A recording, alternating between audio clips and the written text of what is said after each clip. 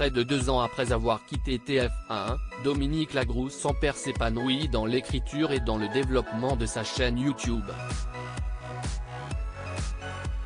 Dans les colonnes de France Dimanche, la journaliste a évoqué la mort de Jean-Pierre Pernaut, et en a même profité pour répondre aux rumeurs d'aventure avec la regrettée star du JT. Elle fut l'une des personnalités les plus touchées par la mort de Jean-Pierre Pernaut, décédé le 2 mars 2022 des suites de complications liées à son cancer.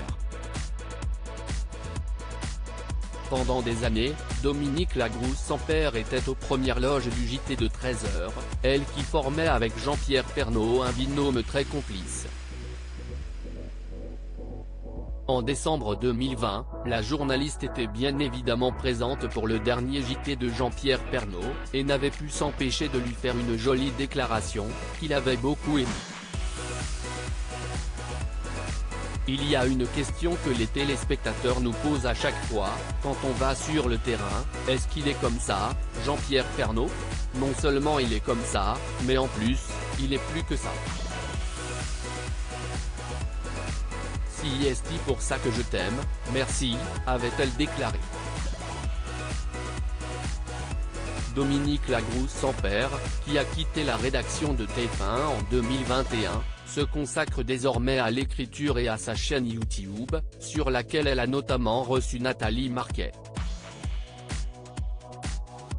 Dans son hommage publié sur les réseaux sociaux après la mort de son complice, la journaliste de 49 ans n'avait d'ailleurs pas oublié d'évoquer la veuve de Jean-Pierre Pernaut, de qui elle est devenue très proche au fil des années. Délicieusement humain et généreux. Mon JP. Mon ami. Mon complice. À toi Nathalie. À Tom, Lou, Olivier, Julia, avait-elle notamment écrit.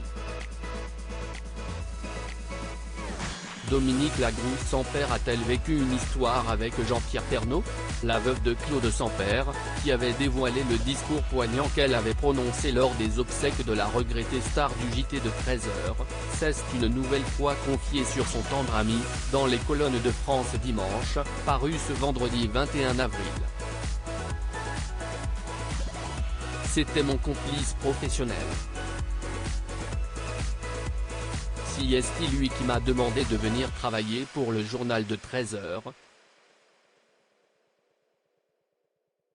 Si est le premier qui a cru en moi et qui a eu cette générosité envers moi. Il m'a offert une vraie chance car il m'a donné le meilleur de lui-même. Il était comme à l'antenne. En plus, tout le monde l'a imité après l'avoir traité de ringard, a-t-elle notamment affirmé. Puis de réagir aux rumeurs de liaison qui ont circulé sur celui qu'elle admirait tant.